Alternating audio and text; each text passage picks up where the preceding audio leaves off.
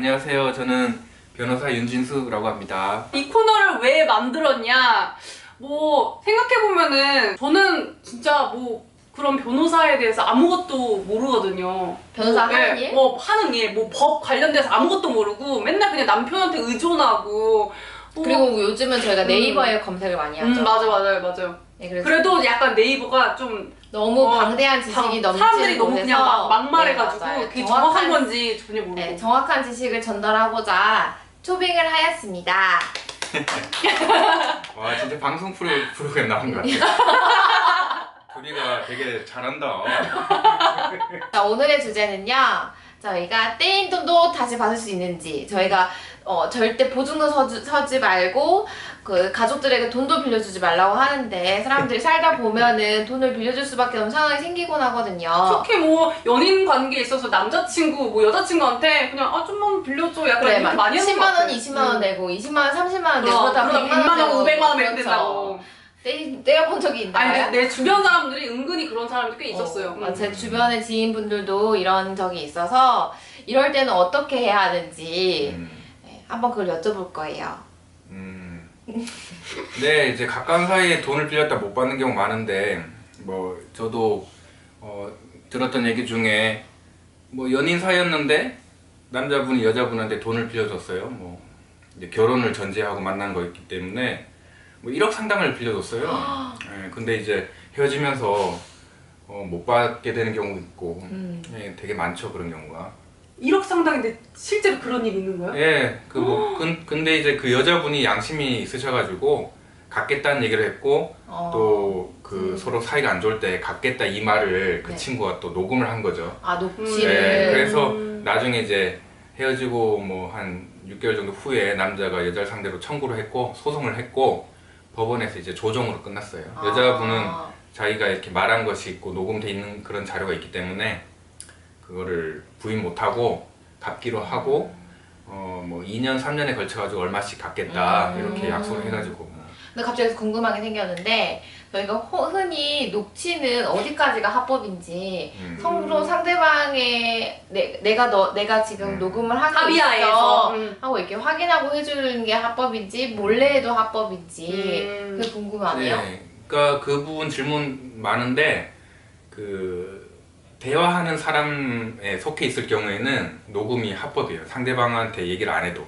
얘기 밝히지 네. 않아도. 그러니까 2사람, 3사람 이렇게 대화를 하는데 그 중에 내가 그 속해 있어요. 네. 그러면 나는 녹음을 할 수 있는 거지. 몰래. 네. 그럼 그건 전화 통화하는 것에서도 똑같이 그렇죠. 적용되는 네. 부분이겠네요. 근데 다른 사람과의 그 대화인데 내가 몰래 숨어서 이렇게 녹음하면 그거는 불법이에요. 다시 정리하자면 내가 포함되어 있는 대화나 통화인 상태에서는 내가 녹음을 하고 있다는 것에 대한 여부를 밝히지 않아도 녹음해도 된다는 말씀이시고 제3자의 사람들이 얘기를 하는 걸 내가 몰래 녹음하는 것은 불법이다. 근데 한 가지 재밌는 일이 있었는데 상담했던 사람 중에 사람이 그 피부과에 시술을 한 500만 원 정도의 시술을 받았던 여자분이에요. 네. 근데 이분이 마지막에 이제 전신 마취를 하고 시술하는 때가 있었는데 녹음을 하게 된 동기는 뭐 이걸 녹음하려고 했던 게 아니고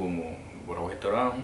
하여튼 다른 이유 때문에 녹음을 했는데 자기가 마취된 이후의 상황을 녹음을 하게 됐다는 거지. 근데 의사랑 간호사랑 얘기를 하는데 뭐 자기를 담당하기로 안 하는 의사도 막 들어오고 서로 막 농담을 하는데 막 대충 하는 얘기도 나오고 그래서 이거를 의료법 위반이나 이런 걸로 고소할 수 있느냐 이렇게 상담이 왔었죠. 그 사람이 제일 무서워한 게 이거 미리 몰래 감청한 거 그런 걸로 해서 불법이 아니냐 이런 거 물어보셨는데 좀 애매하더라고요. 그거는. 대화자는 아닌데 그 사람이 현장에 있는 거는 맞고 이미 마취가 된 상태고 이건 진짜 애매하네요. 그 이후에 다시 안 찾아오셔가지고 그다음에 어떻게 진행될지는 몰라요. 너무 안타깝네요. 그 일을 어떻게 진행하셨는지 너무 궁금하고 이거는 의료 소송까지도 이어질 수 있는 사건이기 때문에 저희가 이제 더 이상의 언급을 하기는 조금 어려운 부분이 없지 않나. 근데 너무 궁금하다. 그 싶습니다. 네. 그래서 이제 대여금을 돈을 빌려줬는데 어떻게 받느냐. 네, 맞아요. 그거잖아요. 네, 특히 제 친구 얘기를 해도 될까요? 제 친구 같은 경우에는 연인 사이 관계였었는데 뭐 이게 같이 사귀고 사랑하는 사이였을 때 돈을 빌려달라고 해서 사귀는 사이니까 언젠가 갚겠지 하면 돈을 빌려줬었는데 그게 한 푼 두 푼 모여지면서 이제 100단위가 넘어간 거예요. 근데 갑자기 헤어지게 된 거죠. 그러면서 연락을 되지 않고 몇 달 동안 이제 헤어지게 됐는데 그 돈을 받고 싶은 거예요. 그게 얼마 정도 됐어요? 몇백이었었거든요. 그래서 그런 경우 어떻게 해야 되나요? 이미 헤어진 상태고 돈을 이제 어떻게 빌려줬는지 확실한 그 증거라고 해야 되나? 그런 게 딱히 없지. 그냥 네. 그냥 빌려준 거야. 그때 빌려준 거잖아요. 이제 대여금 사건이 많은데 보통은 요즘에는 돈을 건네준 것 자체 자료가 없는 경우는 거의 없어요. 보통 뭐 계좌 이체를 했거나 그런 경우인데 가까운 사이에서 돈을 뭐 상대방은 이제 항변하는 것이 돈을 그냥 나는 증여받은 거다 이렇게 얘기하는 사람도 있고 이전에 뭐 어떤 것 때문에 나한테 줘야 됐었는데 그것 때문에 준 거다 이렇게 얘기하는 사람도 있고 그런데 핑계대는 거네요, 그거는. 그렇죠. 이제 가까운 사이에 돈을 주고받은 경우에 이거를 법적으로 나중에 청구할 수 있는지가 항상 문제가 되죠. 네. 그래서 법원에서도 가까운 사이면 이런 법률적인 그런 관계가 있는지에 대해서 인정하는 것이 좀 약간 소극적이죠. 예를 들어 뭐 연인 사이면 서로 사랑해가지고 증여한 게 아니냐 이렇게 보는 거죠. 그래서 이제 결국 쉽게 말해서 빌려준 돈을 받으려고 처음부터 받고 싶은 마음이 있으면 어떻게 해야 되죠? 계약 차용증을 써달라 그러면 이제 의가 상하니까 안 돼. 그러니까 이제 그치? 나 너를 사랑해서 너 나한테 이런 것도 못해줘? 우리 결혼할 사이 아니야? 너 나한테 왜 그러는 거야? 그러니까 나 너랑 언젠가 실망이야. 결혼할 거라고. 이렇게 얘기가 나올 것 같아요. 그렇죠. 네. 네. 계약 차용증이라는 말 자체가 머리가 아프고 네. 뭔지도 모르겠고 차용증은 써본 적도 없어요. 힘들어. 그러면 이제 보통은 문자 메시지에 그 비슷한 언급을 많이 해주는 게 있죠. 예를 들어서 자기야 그 돈 내가 어렵게 힘들게 준비해서 빌려줬는데 언제까지 갚기로는 했잖아. 내가 꼭 받으려는 건 아닌데 뭐 이러면 그런 의도는 아니지만 상대방이 그래 언제까지 줄게 이런 말을 문자로 남겨두면 그걸 꼭 간직하고 있으셔야죠. 완전 괜찮은 방법이다. 그럼 꼭 몰래 녹음을 해도 됩니다. 우리가 카카오톡을 많이 하니까 그거를 실시간으로 요즘 다 검색할 수 있잖아요. 무슨 얘기를 했는지 그 창을 프린트 스크린 같이 이렇게 캡처해 놔야겠네. 스크린샷 같이. 그렇죠. 그렇구나. 그리고 몰래 녹음을 할 수도 있어요. 몰래 녹음이요? 네.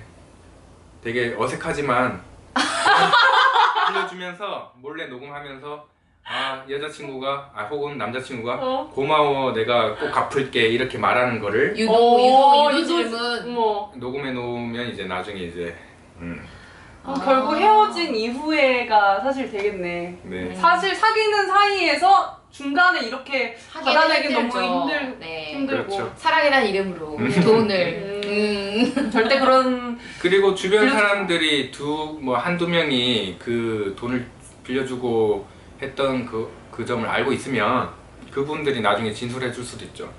그 증인들이 네. 진술이 효과가 있나요? 왜냐면 효과가 어쨌든 있어요. 구두로 하는 건데. 네, 효과가 있어요. 효과가 있어요. 결국에는 판사가 이제 자신이 봤을 때 이거는 빌려줬을 개연성이 있다 이렇게 보면 이게 승소를 하는 거니까 꼭 어떤 형식적인 요건을 갖춰야 되는 게 아니죠. 증거가 주변 사람이 3명 4명이 나와가지고 이 사람 빌려준 거 확실합니다 이렇게 얘기를 하면 신빙성이 많이 높아지는 거죠. 나 너무 네. 드라마를 많이 봤나 봐. 왜냐면 저는 그런 드라마에서 증거가 있습니까 없습니까 막 이렇게 얘기하잖아요. 그럼 네. 증거가 없으면은 그게 무효되고 하니까 뭐든지 저는 자료나 증빙 서류가 있어야 되는 줄 알았는데 증인만으로도 그게 되는군요. 네, 그렇습니다. 그렇죠. 사람은 이제 중요한 증거예요. 그걸 이제 인적 증거 이렇게 하고 뭐 종이나 뭐 어떤 동영상 이런 건 이제 물적 증거 이렇게 되는 거죠. 그렇게 또 나눠지는군요. 근데 그러다가 그냥 진짜 그러니까 헤어진 상황에서 내가 진짜 듣지도 않았는데 허위로 이렇게 할 수도 있잖아. 이제 허위로 진술서를 내면 이제 그 사람을 증언을 시키고 위증을 했다고 내가 고소할 수가 있지. 우리 그런 거 하잖아요. 보면은 증인 선서할 때 위증할 경우 어떤 무언가 처벌을 받는 것에 약속합니까? 하고 하니까 그걸 하기는 하지만 결국 거기서는 뭐 누가 찍은 것도 없고 뭐 녹음도 없고 아무것도 없는 그냥 방 안에서 이렇게 준 거일 수도 있으니까 친구는 그냥 허위로 해도 뭐 해댈 게 없잖아. 그렇죠. 이제 그럴 수도 있을 것 같아. 한 사람을 도와주기 위해 가지고 자기는 그런 걸 본 적도 없는데 뭐 법원에 와서 둘이 짜고 완전. 그렇게 거짓말하는 경우가 사실 있어요? 되게 많죠. 이게 뭐 이건 지금 대여금 얘기지만 뭐 그거 말고 다른 온갖 소송에서 그렇게 거짓말 해주는 사람이 많아요. 그런데 여기서도 이제 분별이 필요합니다.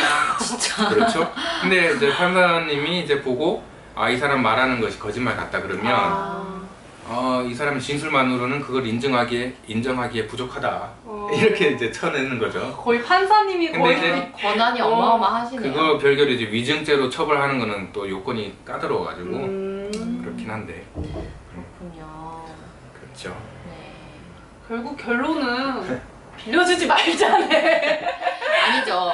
빌려주더라도 자신이 받지 않아도 된다. 그냥 주는 돈이라고 생각하고 줘버리면 깨끗하지만 내가 이 돈을 언젠가는 기필코 받아야 하는 돈이다 라고 생각하신다면 방금 말씀해주신 것처럼 녹음을 하거나 문자 메시지를 받거나 네, 문자 메시지를 받거나 아니면은 주변 사람들이 그걸 알게 이렇게 알게를 하거나 네, 아니면 의도적으로 전화를 걸어서 녹취로 녹음하면서 내가 꼭 그거를 갚도록 하겠다 라는 이런 말들을 다 증거로 남길 수 있도록. 평소에 이제 법적인 문제가 생길 여지가 있는 것들 많은데 거기에는 다 공통적으로 해당하는 사항이죠. 이게 정말 기본이네요, 이거. 네, 나중에 이제 문제가 생기면 사이가 좋을 때는 이거는 아무 문제가 없을 거니까 뭐 신경을 안 쓰는데 사이가 틀어지거나 일이 잘못되면 결국 법적인 문제가 생길 수 있는데 미리 어떤 이런 증거 자료를 확보해 놓으면 뭐 좋죠. 알겠습니다. 이거 부부 사이에서도 뭐 적용 가능한 건가요? 부부 사이에서도 적용이 가능합니다. 진짜요? 네. 나중에 이제 그렇구나. 혹시 이혼을 하게 되면 위자료 청구, 재산 분할 청구 정신을 바짝 차리면서 친구 관계든 부부 관계든 둘 중에 누가 잘못했느냐 자료가 없기 때문에 서로 평소에 주고받은 문자 메시지 혹시나 이게 녹음된 말 뭐 그런 거에 이제 내는 경우가 많죠. 그렇구나. 부부 사이에서 살벌한 적용이 세상이죠. 된다니. 그렇죠. 압적이네요. 살벌한 세상. 살벌한 세상이. 다 개인주의 아니야. 우리 함께 더불어가는 세상으로. 영상 잘 보셨나요? 더 궁금한 거 있으시면은 저희 아래 이메일로 궁금한 거 댓글 많이 보내주시고요. 네. 다음번에도 나오실 거죠? 네. 네. 꼭 뵐 수 있는 날을 이 영상이 기다리면서. 꼭 유익한 영상이길 바라고요. 네. 저희 영상은 또 다음 주에 찾아뵙도록 하겠습니다. 안녕!